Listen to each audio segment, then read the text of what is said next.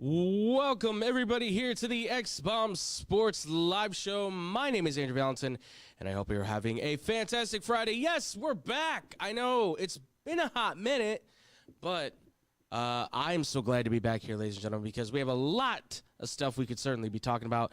But, of course, it is Friday. That means it's a short fuse Friday. That means we're going to keep things pretty sane and simple. We're going to keep it to a very short episode, as, of course, in the name, the Short Fuse Fridays. We're going to be talking a lot about college basketball at the very start of it. And then, of course, we're going to get to your fan questions as well. And, of course, thank you again, ladies and gentlemen, for it so much. If you guys want to, of course, catch the show at any point in time, you can find us on YouTube and on Twitch. That is youtube.com/xbombsports and twitch.tv/xbombsports as well if you want to catch any of us doing our streaming thing. You guys can also catch us, too, as well on any of the social media apps. We're on Instagram, Facebook, and Twitter. That is at xbombsports on all of them. You can just hit that at. Go find us, follow us, like us, send us a message, anything you'd like. We can always have that topic of conversation. We're becoming more active on the social media stuff as we've been promising from all different aspects. So we appreciate you guys for being able to be there, being engaging. It means a lot to us. It means a lot to us that you guys are still with us and everything, even through all these kind of ups and downs and trying to figure out the right timing for the shows and everything and stuff. But of course, too, ladies and gentlemen, the questions, if you have any questions or comments on anything like that you want to hit us up with, it is, of course, xbsportsofficial@gmail.com. If you guys want to send us any of that stuff. And again, we got a few of them here. We're going to answer them in relatively quick fashion as much as we can when we get to them. But again, we're starting this one off right here, folks. NCAA tournament. The madness has returned to March. Yes, March Madness is upon us. We're currently in the midst of the NCAA tournament. I know we got games going on right now, and I know many of you are probably following the games along right now, or you're watching them right now, and then you're coming in here to watch this wonderful, wonderful show, and we appreciate you guys, as always, of course, for that too. But, ladies and gentlemen, without further ado, March Madness has been huge, and right off the bat, let's just address the real Carolina blue, shall we say, elephant in the room. Obviously, real quick, there's controversy that kind of hit the college basketball world, right? UNC got in. There's a lot of people talking about, the whole deal with that and everything and how they shouldn't have gotten in. Why is the AD on the board? Even though he's asked to step out, there's a lot of people. There's all that kind of conversation going on, right? And look, if you ask me, do I think UNC belonged in there?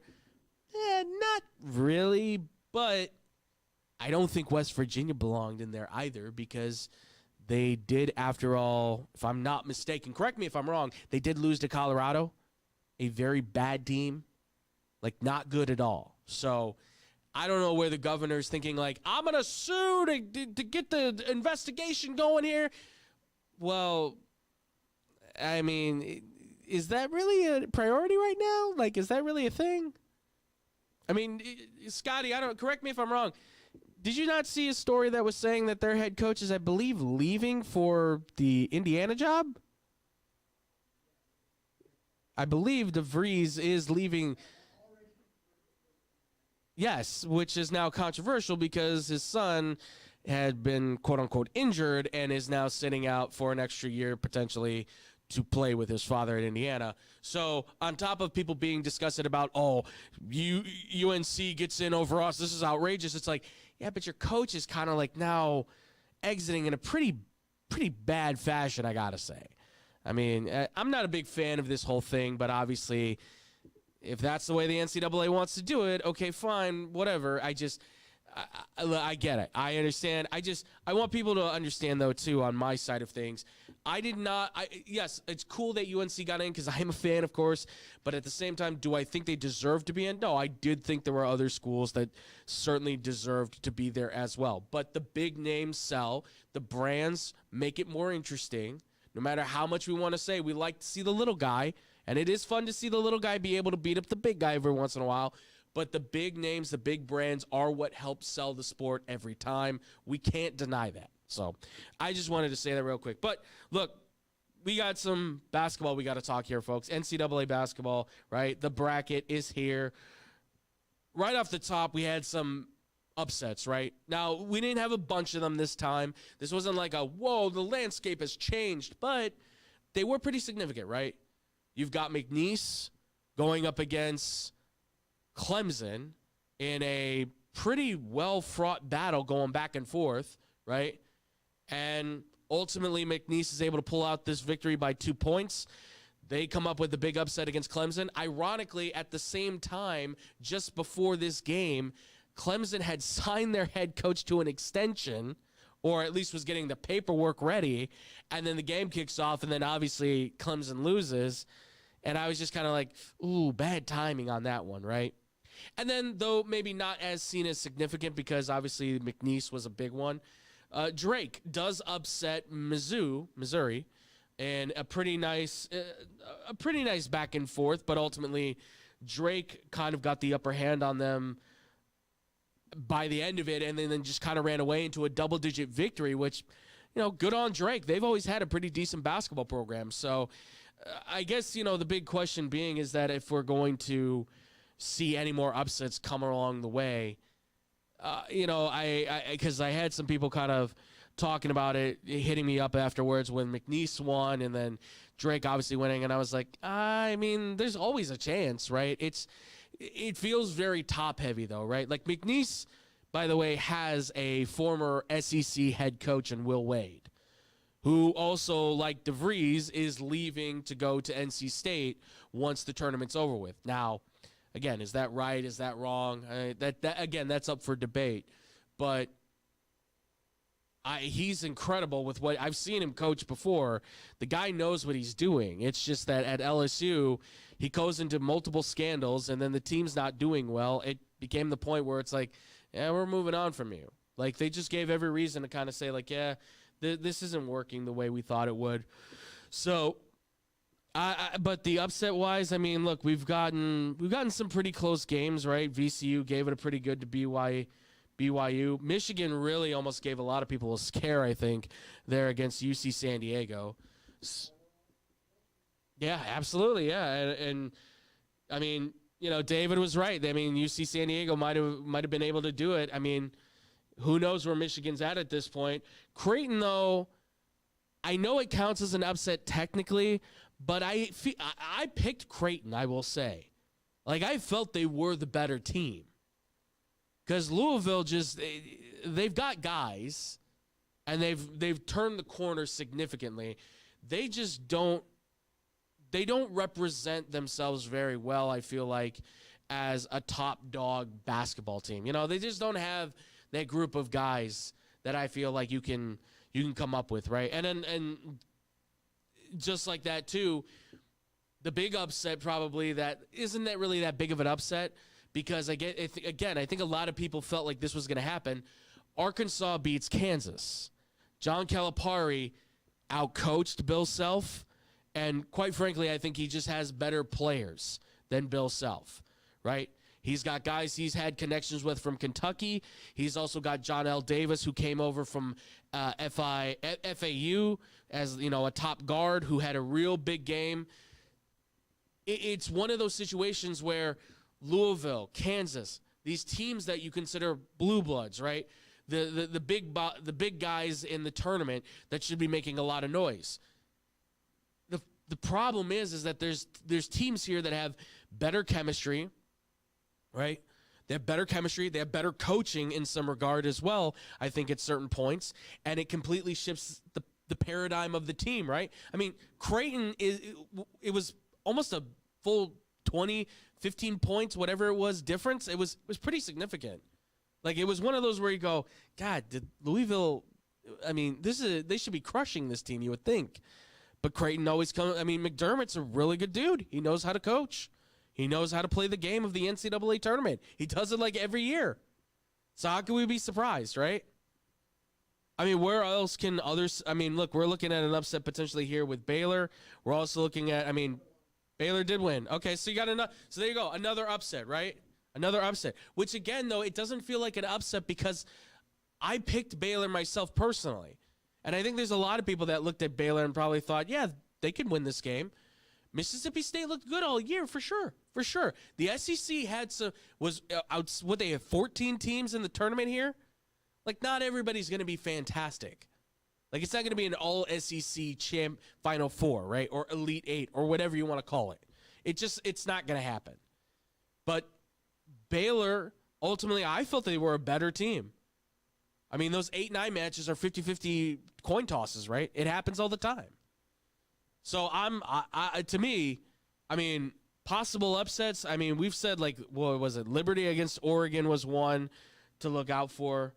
I mean, I still think UNC potentially against Ole Miss could be something there as well, right? I mean, I also said New Mexico against Marquette because I think what Rick Pitino provides as a father, and we'll get to Rick Pitino here soon, what his son is doing at New Mexico could ultimately give them enough to get over Marquette. Now, I know Marquette's a good team, but I like the energy that the Patinos bring to the NCAA tournament. His father's done it for years. I think his son's going to be able to do it too. I mean, there's loads of these things going on, right? There's loads of these things. But ultimately, what's coming out of the tournament now, what we've got coming up next, I think, is going to be huge, right? Huge. It's going to be huge, okay?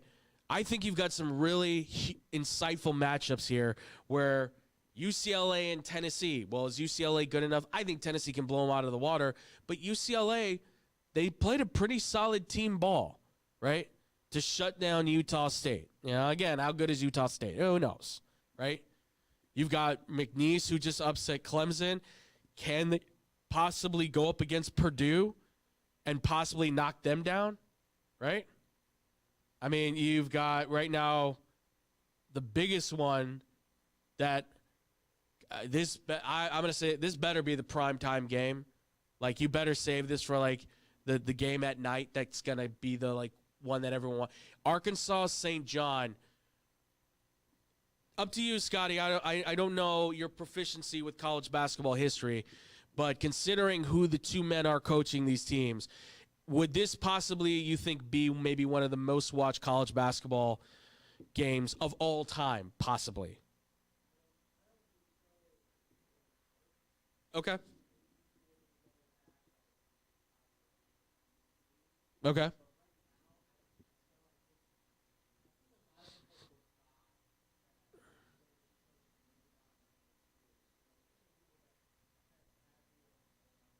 Sure. That's fair.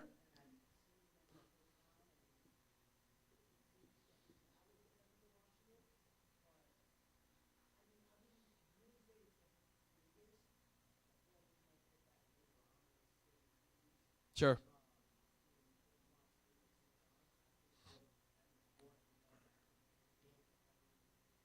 Absolutely. Yeah.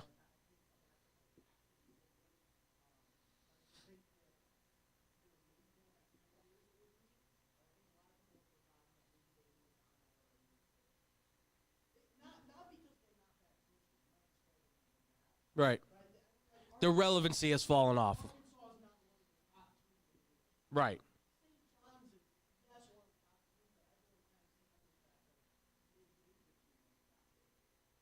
No, yeah.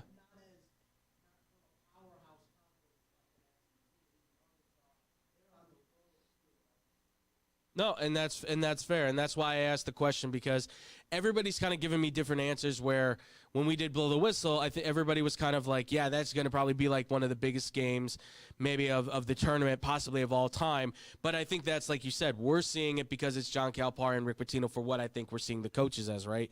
Whereas, like you said, other people who are casuals, who are just kind of coming in because it's tournament time, they're going to go, oh, that's right, John Calipari's at Arkansas. Oh, that's right, Rick Pitino's at St. John. I had no idea.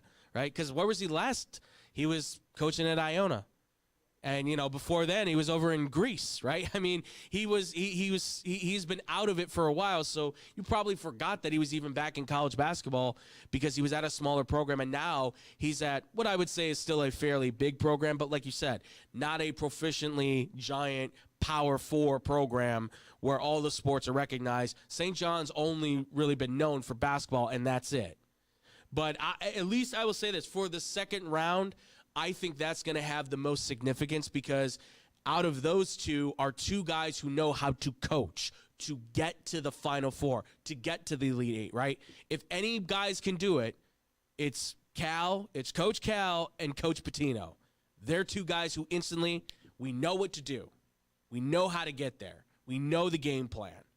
Like, they know how to – they're like Krzyzewski, right? Everybody's playing checkers, but they're playing chess. So, but I understand what you're saying, and I agree with it too. Like, I want that out there for everybody to know. There's going to be some – and like you said, Florida, St. John, that's a great matchup if you can get to that point. I had them losing to Oklahoma now that I look at my bracket. I know you're going to hate me on that, Scotty. I'm sorry, but, you know – I think they have an incredible kid there in Oklahoma and Fears. I think it'll be a good game. It'll certainly be like a 1 versus 10 because Florida's deep. I can't deny that. This is a Florida team, folks. If anybody remembers from back in the day, the 05 Gators that had Joakim Noah, Corey Brewer, Isaiah Seymour. I'm forgetting a name on there. Speets. They had a loaded, stacked number of guys on that. Chandler Parsons was on that team. They had so many dudes that were talented. This team runs like 9-10 guys deep. Yeah, like Olivier Rimou. Yes, Mr. 7'9", 305, who's using his red shirt. I mean, and they don't really need him right now, which is crazy. You know, it's only like, well, if he finally gets it all together and he gets out there on the court, what will they be? That's an interesting theory. So it'll be something to watch here for the NCAA tournament. I mean, for what we've seen so far in terms of the matchups and what's coming out of it, you know, again, here's other ones you can see. Houston, Gonzaga, right? I'm not a big fan of Gonzaga because they always seem to have some sort of letdown coming in them. But Mark Few is one of the best coaches in college basketball. Houston, one of the best defensive teams out there, has been for years now, right? I mean, I still see Illinois. I have Illinois in one of my Final Fours, believe it or not. And that's not because I'm a fan of theirs. I just think that they have enough on that team and enough going on in their bracket where eliminations can happen and they can just get the upper hand on some of these teams. Sounds crazy, I know, but I went a little bit out on the limb for some of these tournament stuff because you never know, right? You never know who's going to be able to come out of it as the top dog, who's going to be able to come out of it as the big winner.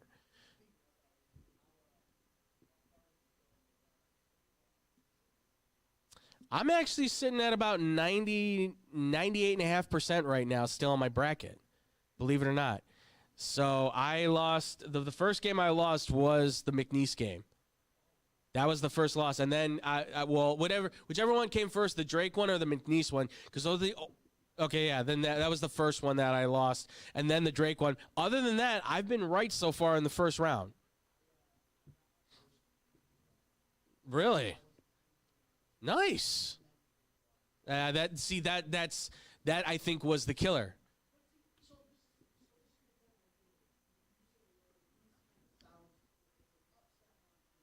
Right.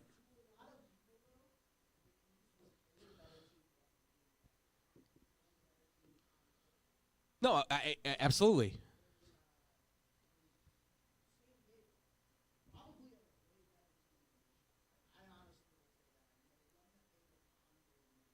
Yes. Yes.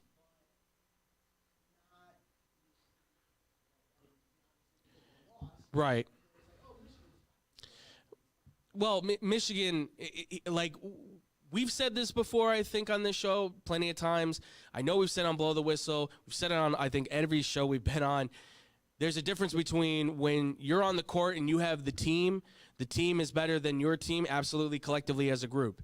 But when you get guys going one-on-one individually, I'm sorry, but Michigan's guys are way better than what San Diego's bringing to the table, right? that kind of becomes the problem there. Like Clemson's players, they never were able to go one-on-one, I think, with McNeese's players because McNeese, they were passing the ball well, they were setting guys up, they were setting screens well, getting their shots off, hitting their shots too when they needed to down the stretch in order to make sure that they had the lead and contain the lead, right? Clemson thought they probably were going to go in there and overpower. And you can't do that against those smaller schools. You have to play smart because you got to remember who the coach is.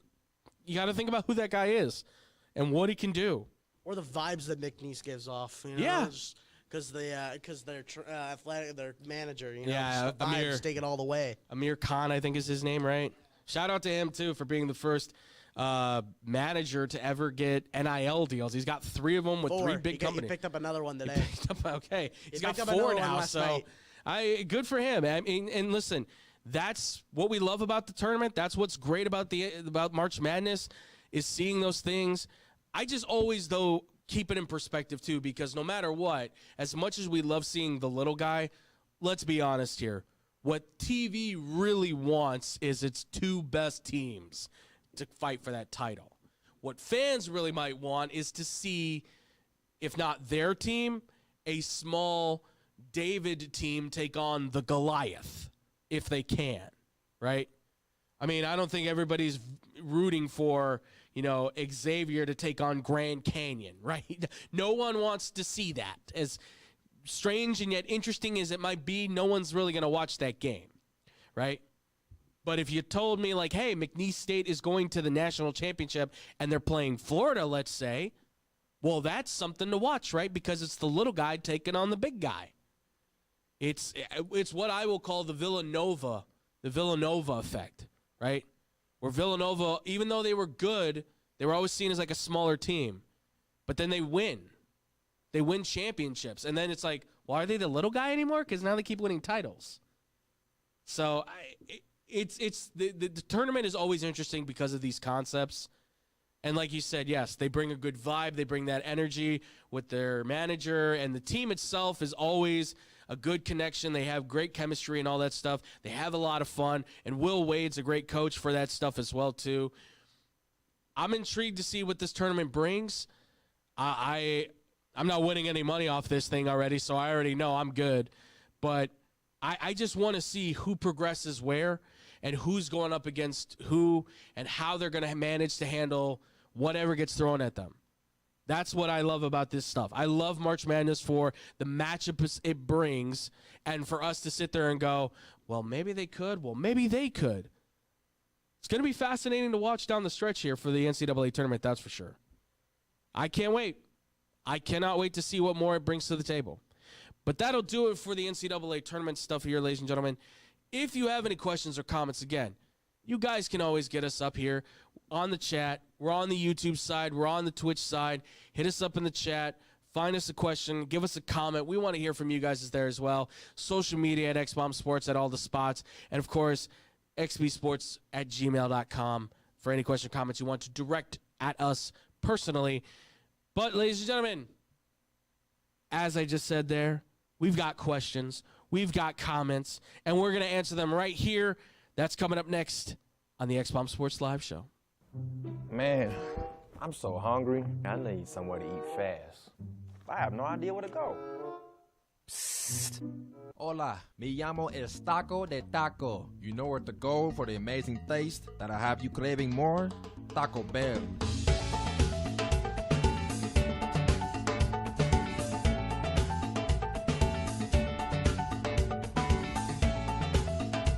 All right, can I get 20 tacos, please? You got it.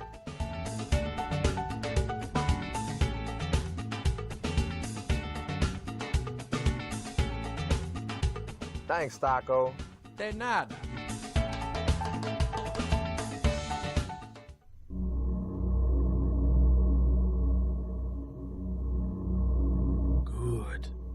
Good. That's it. Eat the tacos. Taco Bell. Live más. Ah, hey, watch your mouth. Wine. I'll just put a quarter in the swear jar. Once it's filled, we get a Coors party after work. I've been drinking Coors since my college days. The cold draft taste is second to none. Yeah, worth the recorder, am I right? You know it, mother. Hey, You get those reports done? yeah. No. You, sir.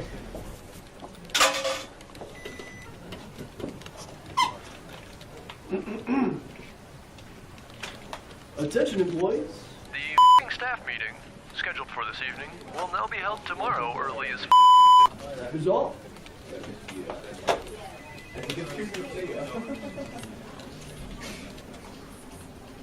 Dudes, we're only 75 cents short. Oh, shh. Mr. Boss. Hey, sir. yourself. You're fired!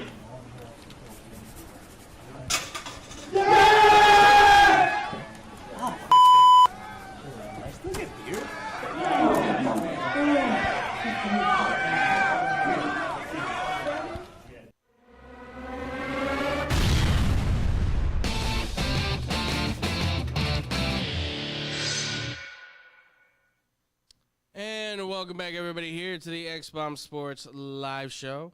I am still, of course, Andrew Valentin, and we just got done talking about the NCAA tournament and all of the greatness that is March Madness going on there, ladies and gentlemen. So, with that, obviously, we've got some questions from you guys. It's the X-Bomb fan questions coming at you, of course, from you guys to you guys, as usual. If you guys have any questions or comments or things like that, xbsportsofficial@gmail.com. We love to hear from you guys, as always. We want to know everything that you guys are thinking, everything you guys think I'm saying right. Sometimes you think I'm saying wrong. Totally fine. We love to hear from you guys. We appreciate you guys always being a part of the conversation as well. And without further ado, let's get into these questions. The first one, this comes from Miles. Miles is a New York-bred man, born and raised. He is, in fact, a New York Jets fan. And he asked what? Yeah, sorry for you. Well, we had a good conversation, actually. He didn't ask a question, but I thought from where he was coming from, I thought I'd pose a question. He said that he felt that Justin Fields being signed by the Jets did not mean the Jets could not draft a quarterback, and believes that the Jets, who I believe have the 7th overall pick, if I'm not mistaken, 7th or 8th overall pick, he said the Jets should use that pick to take Jackson Dart from Ole Miss. And he gave me his simple explanation, and that was iron sharpens iron, best man should win the job, and then you have a capable backup somewhere on your team. Okay, I see what he's saying, and I was like, interesting thought. I like it. I like the idea of it. I don't know if I would take Jackson Dart with the top 10 pick. I'd maybe trade down, like maybe with, say, Seattle, who doesn't need a quarterback anymore, or somewhere before Pittsburgh, because it seems pretty likely that Pittsburgh might be interested in taking a quarterback. I don't know why, but again, at 20, because it didn't really work out with Kenny Pickett before. But I think Dart's certainly better than Kenny Pickett, no doubt. But I kind of like the idea. Again, it's just it's the draft pick that concerns me. Because look, Justin Fields got a contract that a lot of people thought right off the bat he gets signed by the Jets. Oh, my God, they've got their franchise quarterback. Well, Justin's not really a franchise quarterback. He's kind of in limbo right now as far as his career goes. Is he a starter or is he a backup? I mean, if you want to claim franchise quarterback, okay, fine. But does he really define what the Jets are? No. He didn't really define what the Bears were, and he never really defined what the Steelers were either. Now, he can play in the NFL, don't get me wrong. But I don't think there's anything that says that Justin Fields is a franchise quarterback. So I think you kind of have to play this one in some regard to say that, hey, we brought you in, but you're only getting a 2-year, $40 million contract, which is like backup quarterback money right now. And we're going to draft a guy, so you're going to have to compete with him to win the starting job. So if you play better, you're going to be the starter. But if you don't, you're going to backup. And I think this is his make or break moment, right? Like either make this as your starting position or don't. Like this, there is no longer a middle ground that I think he can sit in. It's either you prove you can be a starting quarterback in this league, or you're going to the bench and going to become the relief pitcher for the team. When he goes down, you'll go in, but that's about it. I mean, granted this, though, too, guys in his position have made the most of their moment many times, right? Nick Foles, probably the best one with this Super Bowl run. Sam Darnold was supposed to be the backup, probably to J.J. McCarthy, it seemed like, until McCarthy definitely went down. Then he was for sure the starter. And look at what he's done now. He got a 3-year, $100 million contract from the Seahawks. Now, had Justin Fields played his entire, his entire season out with the Steelers, we might be looking at something completely different because the Steelers might have re-signed him or somebody might have given him that contract. Because I saw that. Well, why isn't Justin Fields getting more money? Because he didn't do enough. And he really hasn't proven anything. He's talented, yes, but I don't know. If you bring in a guy like Jackson Dart and that pressure gets to him and he can't become the starter, that kind of tells you where he's at in his career, I think, as just being a backup. But if it does push him to be better and he's able to do something for the Jets and at least give him stability, the Jets might be willing to say, okay, let's keep him around for the second year instead of trying to maybe trade him or just cutting him outright after the first year and basically saying, like, it didn't really work, so we don't need to be bothered by this. It kind of falls really on his shoulders. I mean, that's where I stand on it. I don't know, Scotty, you got anything for that at all? I just don't think any quarterback is really worth a top 10 pick or even a first-round pick. I mean, I'm not even that big on Shedeur or Cam Ward either. Okay. So, I mean, I'm coming from that point, and I don't agree with you that Justin Fields hasn't proven anything because he was the offense of a struggling Bears team and actually made them look good and get them somewhat close to the postseason at one point. And then also when he was playing for the Steelers, he ended up going 4-2. And honestly, I think the Steelers will be having a way better season if they kept him than going with Russ. Even though he had that little stint when he did come back, I think you're looking at the end of the season that they are actually better. But I just don't think there's any real quarterback in this draft that would make me take a first-round pick in that instant to put behind or even compete with Fields. Especially not Jackson Dart because I don't think he's even close to being ready. I think you're more so drafting him to sit behind Fields. Mm-hmm. And I don't know. There's just no quarterback that I think that kind of really works for this year. Okay. I mean, listen, we've been saying this, I think, all for the majority of this time. This is a project quarterback class. It's just a matter of how long is that project going to take. And right now, I sit here and say that Cam Ward and Shedeur, who will likely be top 10 picks, if anything, I think have the least amount of time needed to be a project. Like, they will only need maybe a year or two, and I think they'll be able to make it click because Cam Ward's worked in multiple systems across his career in college. Shedeur, he's really only worked in one very specific system with his father and the type of offense he wants to run, but he's shown enough ability as an athlete and as a quarterback in his arm talent, I think, to be able to kind of stretch the boundaries of what a team can do offensively. But I agree with you. Like, after those two guys, for me at least, after those two guys, Jackson Dart kind of hits the mid-range of a guy that might take just only 2 to 3 years, but then after that, it's a lot of 2, 3, 4+ years of guys needing to probably play behind a starter or sit for a year and learn, like that kind of stuff. It's just not an immediate, like, oh, you jump in and you're winning, right? There's going to be a learning curve. So I agree with you, though. I mean, there's a lot of the questions on these quarterbacks are certainly kind of dragging them down even further because it starts with those guys at the bottom and it seems to creep up towards the guys at the top and like pull them down, right? It just doesn't make them look any better because it's like, okay, you really only have like 2 guys that are considered to be like top picks, and then after that, it's kind of a who's who of, above average to good guys in college, which means they're going to be probably anywhere from average to maybe above average at their best as backups and maybe starters. There's a lot of that's going to be fed into it as well, for sure. But and look, maybe I was wrong to say Justin Fields hasn't done anything, but I don't think he's done enough to qualify him to be a 3-year, $100 million quarterback, let alone be called the franchise. I don't see enough there. And the fact that he's got Garrett Wilson and now his center Josh Myers in New York, that does help. I don't know how much is going to help him, though, when the franchise really comes down to, I think the franchise in itself is just in disarrays, coming from the fact that their owner is so egregious in the way that he acts, and it just seems to trickle down throughout the rest of the franchise. I think there's one more thing that I could say for Justin is if you want to go just in last season, there were 2 quarterbacks that people were questioning, and 2 teams put 2 different approaches to having a quarterback who isn't really your quarterback of the future, but it's just your placeholder, and that's Geno Smith and Sam Darnold. Yeah. Both teams put 2 different approaches.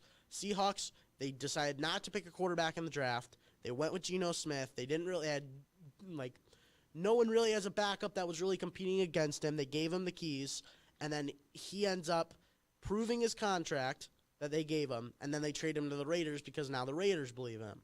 Right. Then you look at what the Vikings did. They go, all right, we got Sam Darnold. Okay, don't really believe in that too much, but we have J.J. McCarthy we'll go pick. Now, granted, he got injured. Right. I'll give him that. He got injured, but then Sam Darnold goes out there, and he gets himself a 3-year, $100 million contract because of what he proved himself. Yeah. I think Justin Fields hasn't shown you anything that could give you an idea to go pick a quarterback in this draft because I think he needs to be given that chance of, all right, go prove yourself as the guy for not even just this year, but for the future. I don't think you sign a guy and then say, look, we're drafting a replacement, because look at what that did in Atlanta. It creates that controversy real quick of maybe we shouldn't have Kirk Cousins be our quarterback, and then they go with Michael Penix. You're going to create a controversy when you shouldn't even have one. If you just give him the year and he doesn't prove it, then you could say we tried.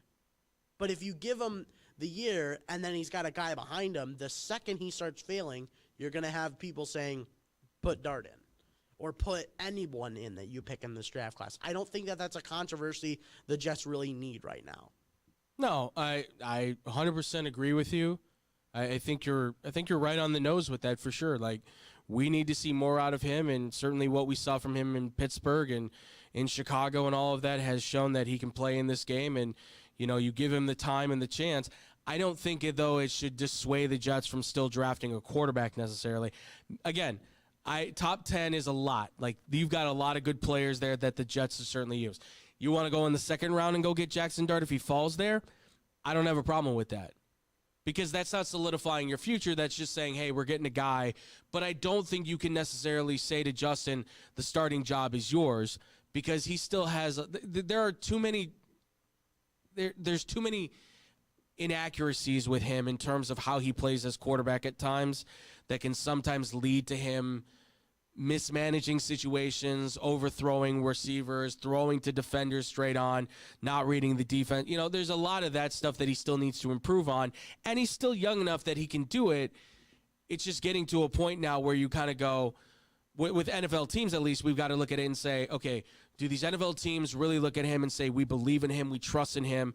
Because at 26, if you're not showing the skill set capable of being the guy that can take over and help that team get to the playoffs and possibly get to a championship, they're going to move on and try and find the next best thing, especially if it's younger and cheaper. That's where the problem kind of lies within the NFL now, right? Like, you can see it as soon as you see something. Like you saw it with the Bears, right? They could have stayed with Justin Fields, but they saw something they liked that was younger, and they saw something that certainly in the long term was probably going to be cheaper. So they went and said, let's restart the clock with a rookie quarterback on a rookie deal who they think is going to be significantly better. And I think in some regard he did prove that. In other places he still needs to improve, of course.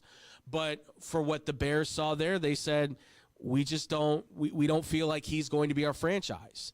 And if you said he was on this team right now, the one that they're building with Caleb Williams in mind, oh yeah, I'm sure he has a hell of a season, right? He has a hell of a career going for him right then and there. But they didn't want to wait. They didn't want to wait for that moment, because unfortunately now it's either you need to get it sooner or you need to move on and find the next thing, right? That's unfortunately that's just how the NFL and professional sports has just turned into. It's a speed rush to now get to that point. But thank you, Miles, for the question. We appreciate it, man. Thank you so much. We'll hit one more question here because my man's got to get out of here. And I knew that one was probably going to be a little bit lengthy, which is why I wanted to start with that one. Let's just hit this next one up here. This came for our guy, August. That is his name, August. Our man, August. He is from Los Angeles, California, but he is as he described himself, a Pitino fan. And he basically asked the question of, what do we think of Rick Pitino's legacy as it stands right now? Is this Rick Pitino's moment of redemption after he was fired from Louisville and has now had his comeback through Iona and now through St. John's? And look, I looked at this question a lot, and I thought about this quite a bit, about where does this guy sit? Where does Rick Pitino sit? I mean, right now I would put him on the Mount Rushmore of college basketball coaches. Like, one of the greatest of all. You don't take 6 different teams to the NCAA tournament, and 3 different teams, by the way, too, to the Final Four, with Coach Calipari being the only other guy to do so, and not be one of the top-ranked guys, right? And also, by the way, he took Louisville to a national championship and won the thing. And he has a team where I think they might be good enough. I think they might be good enough to do it as well. They've got a hell of a team, and they've got a great player in Luis Jr. I like that kid a lot, personally. But what is this his moment of redemption?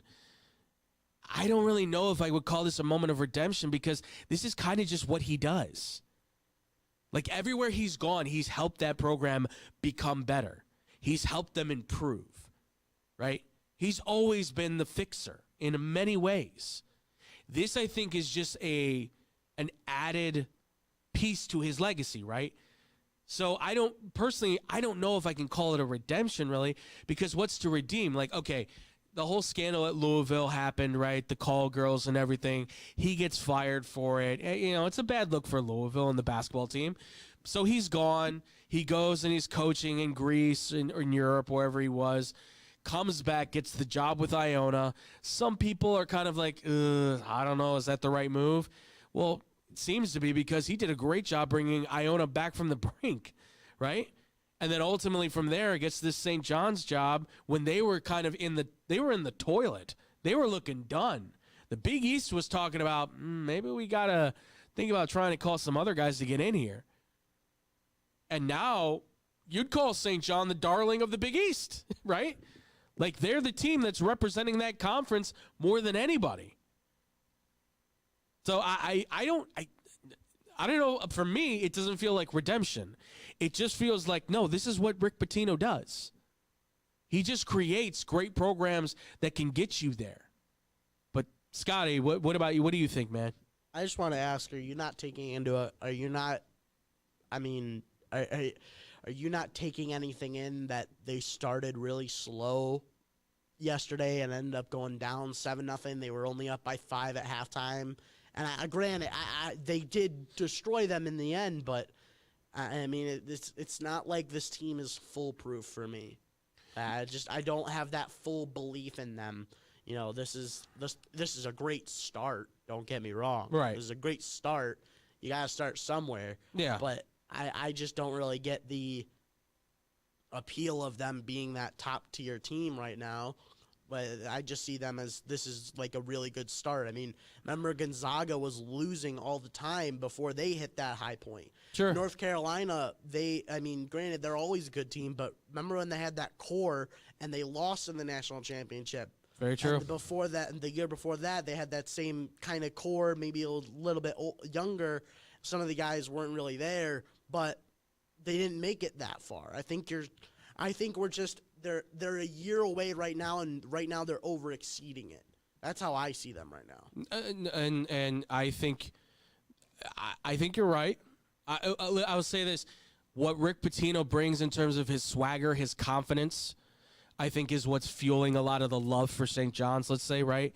It's his demeanor and his way of just carrying himself that gives a lot of people, including myself, the confidence to say we're going to push St. John's to the front as a team that not only can just get there but possibly win it. And that's kind of my argument, right? If anybody can figure out how to put it together, I think it's him, right? Now, don't get me wrong. There's all these number one teams out there right now. John Shire, right, for Duke. I'm blanking on Florida's guy. I apologize. I don't know why I'm blanking on the Florida coach's name. But you got a lot of great coaches in this one that have coached teams to number 1, number 2 seeds, just like St. John's. But it's Rick Pitino who has been here so many times, and it's the idea that, yeah, the players may not be as great. Like you said, they didn't start off well. They were only up by so much, and then, yeah, eventually they blew them out of the water. But it's the idea that Rick Pitino steps in there, and he just knows the tournament so well, right? It's everybody playing checkers, and he's playing chess. He knows how to maneuver. He knows how to combat certain guys. Now, sometimes it's just a matter of luck. The ball bounces your way, right? Sometimes it's not going to go your way, and you're going to find yourself out of the tournament. So it very well could be that he's out of this thing by the second round here against Arkansas, and they have to go back in and regroup and start all over again. But I think what Rick Pitino provides in terms of his structure, his knowledge, again, the swagger, the way that he just is, and the way that he's pumped that program back up, there's energy in that within this basketball team itself, along with the fan bases and the school itself, that you can say that maybe St. John's has enough juice in there to, if anything, make a deep run, right? Possibly make it to the championship, and if anything, very small chance, but they could win it. But a lot of things have to go right for them, and a lot of things have to go wrong for others, right? It's not just a simple solution of, oh, it's just they have to beat these couple teams. No, there's some pillars that have to fall for them to be able to get there. And like we've said before, one of the big ones is taking on a Florida team that is very stacked if they can get to that point. That is a very good Florida team. I won't lie. They have a lot of components to themselves. But if that is the final bridge you can cross, or if they never have to cross that bridge, I think they have a clear-cut sailing opportunity to go and make a name for themselves. If anything, you make a name for yourself going to the Final Four potentially, right? So, I don't think it is about redemption. I think it just has everything to do with this man's a Hall of Famer, and he's just helping to pad his resume that you can be reminded of how great a coach he actually is. That's just me. Again, I'm standing there knowing that there's always going to be people that don't like him, that don't think highly of him. But to me, he's the Don Father. He is the godfather of basketball. Simple as that. Anything else you got, Scotty? All right, we can hit it just real quick. Maggots. Cool. Yeah, last one. This just came in from a bunch of people because they know I'm a Houday Nation, obviously. By way of Joe Burrow and Jamar Chase. Jamar Chase got paid $161 million. T. Higgins, $115 million. 4-year contracts, a bunch. Between them and Joe Burrow, it's 44% of the salary cap being taken by those 3 guys. And everyone's just like, yeah, what's your thoughts on those guys getting signed? I'm glad it finally happened. I wish it would have happened earlier because now the defense is going to get sunk. My hope is, though, that they can go in this draft, maybe get a Malachi Starks, maybe get a Xavier Watts, get some more defensive backs, load this team up. And if you're asking what happens with Trey Hendrickson, sounds like he's willing to sit out the season. But it also sounds like no teams are willing to trade for him and give him the contract he wants, which is kind of where I'm at, right? You tagged T. Higgins, he agreed to it, and then anybody could have came and traded for him. Nobody made a move. Now, were the Bengals asking too much? Possibly. Were they doing that on purpose to maybe keep him on the team? That's also possible, too. The conspiracy theories could be endless with why the Bengals did what they did.